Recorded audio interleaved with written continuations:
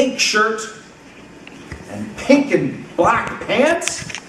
In 1954, this was crazy.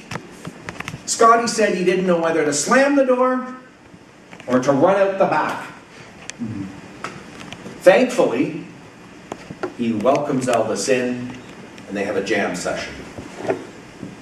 And he is amazed at the knowledge that Elvis has of all the different artists and songs that he can recall, and they're jamming away. So he tells Sam he's on to something. And on July 4th, Scotty Moore, Elvis Presley, and Bill Black enter the recording studio and begin to record. Elvis is gravitating towards ballads, slow songs. And Sam is very patient, but they're not getting the sound that Sam wants. Finally, a break is called. And on break, Elvis starts strumming "That's All Right Mama," a blues number by Arthur Crudup. Next thing you know, Scotty's joining in. And then Bill. This is suddenly the sound that Sam wants. He comes racing out.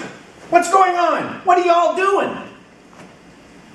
And Elvis goes, We're just fooling around, sir." "Well, let's back it up and fool around some more. We're getting this on tape. That's the sound I want." And so they record "That's All Right Mama." And Sam is so excited, he wants to run it down to the radio station the very next day. Dewey Phillips plays it on his Red Hot and Blue radio show. And the results are instantaneous. The switchboard lights up. Dewey wants Elvis to come to the studio and do an interview.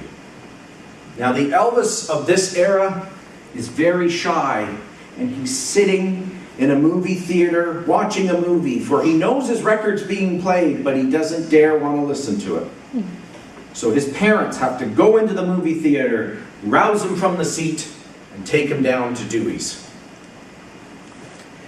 Dewey starts to ask him some questions, and Elvis starts responding. The first question that Dewey asks is, "What school do you attend?" And Elvis answers, "Humes High School." And what does that tell the audience? That Elvis is white. Because Humes High School is a white high school. After a few more questions and banter back and forth, Elvis finally says, "When are we doing the interview?" And Dewey says, "Oh, we've already done it. You've been on air." Elvis was so wrapped up and nervous, he didn't realize that he was actually on air doing the interview. From that night, Elvis was a lightning rod of controversy. He was criticized for playing Negro music. He was criticized for being vulgar, for being the son of the devil. We look at his movements now and we think they're rather tame, but back then, in 1954 America, that was controversial. Without Elvis blazing that trail, popular music would not be what it is today. And you can still find musicians and artists that will pay tribute to the king in their own way. But it all started on that southern night in Memphis, Tennessee. The birth of rock and roll, but also, bigger thing happened that night. Society changed forever.